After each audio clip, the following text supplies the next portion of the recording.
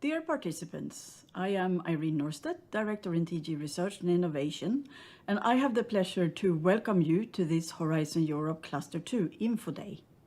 The purpose of this event is to present to you the 2024 work program. The link to the presentations of all our call topics for democracy, cultural heritage and societal transformations are available on the website, and you should take the opportunity to ask clarifying questions online via Slido. The calls you will hear about today are part of a 4-year strategic plan running from 2021 to 2024. So please keep in mind that many essential research topics have already been funded in 2021, 2022 and 2023. If you think that something is missing in the topics you will hear about today, chances are that they are already funded projects from previous calls working on those very things. The calls you will hear about today fall under the heading Culture, Creativity and Inclusive Societies. The aim of this cluster of calls is to enhance democratic governance and citizens' participation, to safeguard and promote cultural heritage, to support innovation in the cultural and creative industries, and to respond also to anticipate the social, economic, technological and cultural transformations that our societies are facing, and to prove evidence-based policy options for a socially just, fair and inclusive Europe. In this work program for 2024, we are asking the research community to examine challenges to democracy and governance and to provide innovative solutions and policy recommendations. We want excellent research proposals on protest politics, identity issues, digital democracy, and future scenarios for European democracy. We also want the best consortia to work on innovative solutions for green, digital, and innovative cultural heritage and cultural and creative industries. This year's call includes topics related to the new European Bauhaus and to the green and digital transitions of the cultural and creative industries. Other topics aim at promoting European cultural heritage and arts at home and abroad, and designing strategies to strengthen the European linguistic capital. In this context, let me also mention that a separate call to support the establishment of the European Collaborative Cloud for Cultural Heritage will be published later in 2024. A dedicated info day will be organized also for this call. Europe also needs your solutions for the many transformations facing our societies, from loneliness and migration to the global skills shortage. Some of these topics are meant to further support the Commission's mental health strategy, like a topic about loneliness. Others contribute to the Commission's education package through a wider uptake of transversal skills. This is the objective, for example, of a new action supporting researchers' teamwork. The topics of this year's calls invite proposals under a wide range of new themes. Among these, for example, the crucial question on how to manage the deep cultural and societal changes, risks and opportunities that will be brought about by the application of artificial intelligence. This work program was prepared through a collaborative and open co-creation process with Member States, Horizon Europe associated countries, and a wide array of services in the European Commission. I'm grateful to them for the success in this participatory process. I am sure that the research and innovation community will respond to the new calls with excellent proposals. Funded projects will then further strengthen the contribution of social sciences and humanities to the excellence of the European research area. Thank you, Irene, and hello, everyone. My name is Stefan Hermans, and I'm responsible for policy strategy and evaluation in the Director General for Education, Youth, Sport and Culture. It is a pleasure to participate in this Info Day dedicated to Cluster 2. As Irene mentioned, This work program was prepared through a collaborative and open process. And the 2024 calls are open since the 4th of October 23, and this with a deadline date of 7 February 2024. You may wish to scan all the calls, because each call may include research opportunities for several disciplines and specializations. Let me give you a few hints. For example, there are opportunities for research and innovation with a focus on youth and culture in the call Past, Present and Future of Democracies. The call Research and Innovation on Cultural Heritage and Cultural and Creative Industries opens opportunities to research the potential of culture, creativity and cultural heritage to address the goals of the European Green Deal. The call is informed by an inclusive notion of cultural heritage, encompassing tangible and intangible heritage, with research on Europe's linguistic capital and natural and digital cultural heritage. I would also like to explicitly mention the funding opportunities to carry out dedicated research in education and training in the call A Sustainable Future for Europe. They range from research to inform policies and practices to promote better education and labor market transitions of young people, investigating the impact of using arts in education and the capacity of education and training systems to support learners in developing competence in cultural awareness and expression, and a new action to reinforce researchers' transversal skills. These funding opportunities reflect the increased policy attention at the European Union level to promote quality and inclusiveness in education and training. The European education area aims are to improve national education and training systems and facilitate cooperation and mobility, to have a common space for quality education and training for all. It includes EU-level targets to set ambitions, give direction, and measure progress.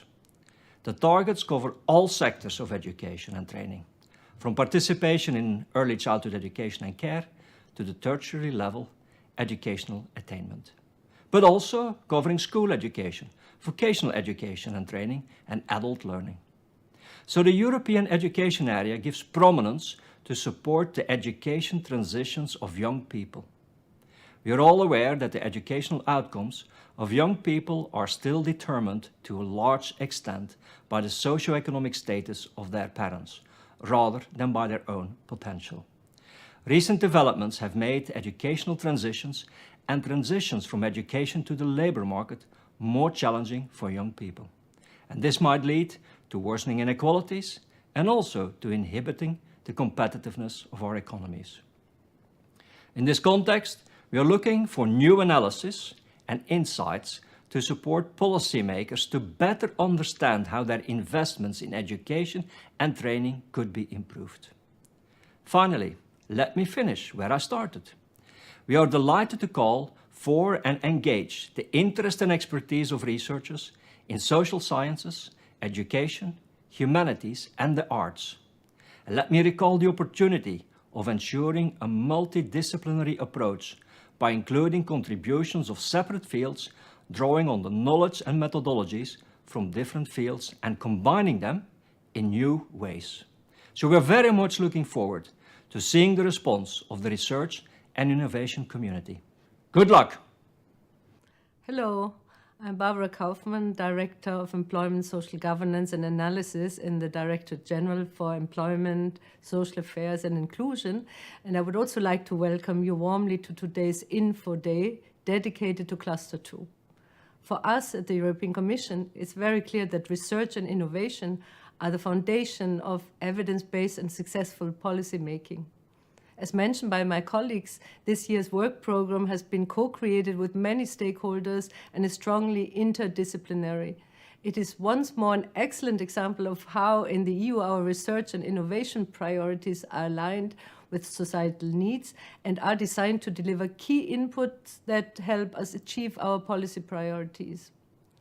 Let me say a few words about the area of social and economic transformations.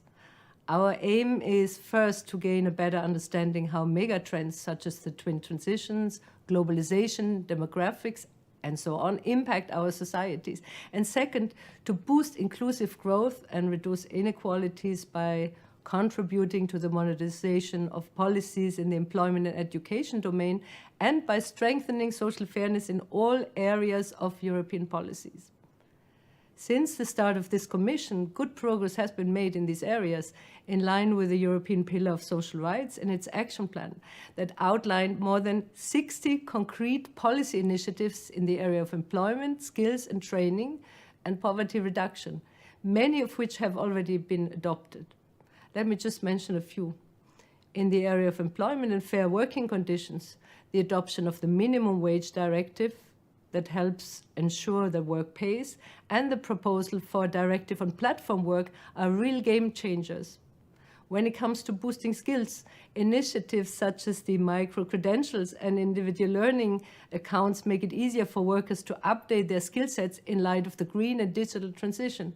And third, in the area of social inclusion, the revised youth and child guarantees, but also the recommendation on minimum income help support disadvantaged groups. We are also a step closer to more gender equality with the adoption of the Women on Boards Directive and the Pay Transparency Directive. While the Commission President Ursula von der Leyen referred to some of these achievements in her recent State of the Union address, she also stressed that more efforts are needed to tackle labor and skills shortages that are one of the main economic challenges for our industry in the years ahead, and also the challenges to the economy and workforce that are linked to the rise of artificial intelligence as well as other emerging technologies. And the President also underlined that social partners will have to play a key role in shaping the future of work in this context, which is why the Commission, together with the Belgian presidency, will convene a new social partner summit at Val d'Uquesse in the first half of next year to discuss key challenges and find solutions on the ground. You may have also seen that the European Commission's 2023 Strategic Foresight Report published in July highlights future policy priorities and emphasizes the need that the well-being of people and the nature have to be put at the heart of our policies. Several actions set out in the report were especially relevant for informing the calls of this program, notably ensuring that all Europeans can contribute to the green and digital transition by increasing labor market participation and focusing on future skills.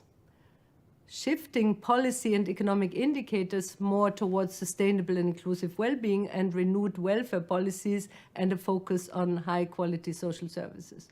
Making public budgets fit for sustainability through an efficient tax framework and public spending, and strengthening democracy with generational fairness at the heart of policymaking to reinforce the support for the transitions.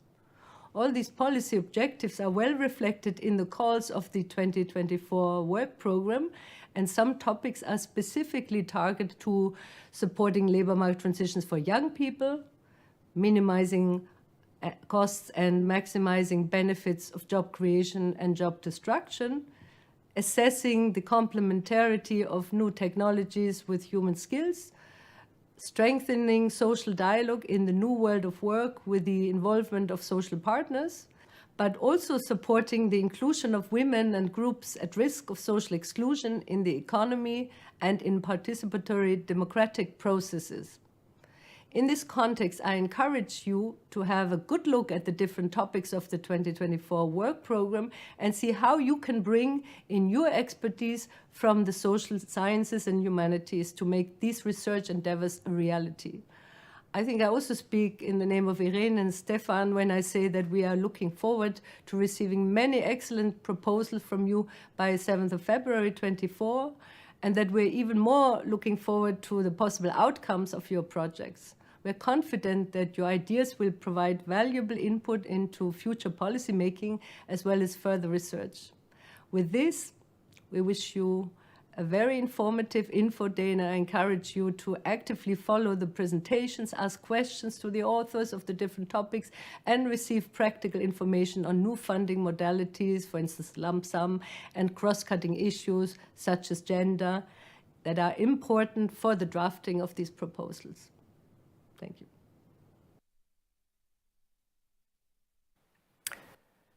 Good morning to all of you watching out there for this information session in Cluster 2. After the policy messages by our three co-chairs from DG Employment, EAC and RTD, we will now continue with the information sessions throughout the day.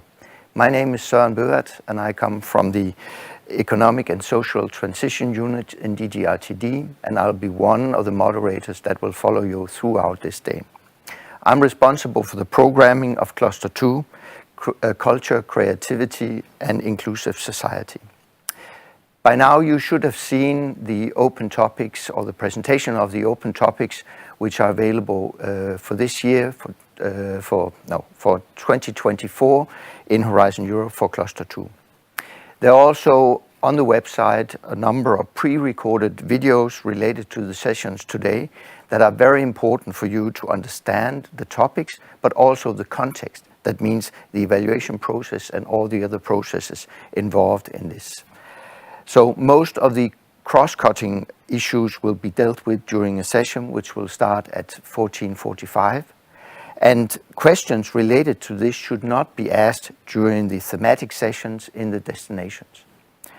Questions that cannot be answered right now will be published in frequently asked questions, to which there will be a link on the website that you're looking at now, and where the recordings of these sessions will be available to you later. You also have the possibility to ask your national contact point, the so-called NCP, who will know most of the issues, and if no solution can be found, you can always ask the Research Inquiry Service. I would now like to encourage you to post your questions of the individual sessions on Slido, as we would like to answer as many of your questions as possible. And please try to also put in the code or the title for the topics so that it can facilitate the answering by the different moderators. And with this, I would like to hand over to my colleague Katja Rebel and her colleagues, who will answer questions related to innovative research on democracy and governance. So please, Katja, over to you. Good morning to everybody. As Søren said, my name is Katja Rebel. I'm head of unit for democracy and European values in DG Research and Innovation. It's my pleasure to moderate this Info Day session on our call Past, Present and Future of Democracy, with 12 topics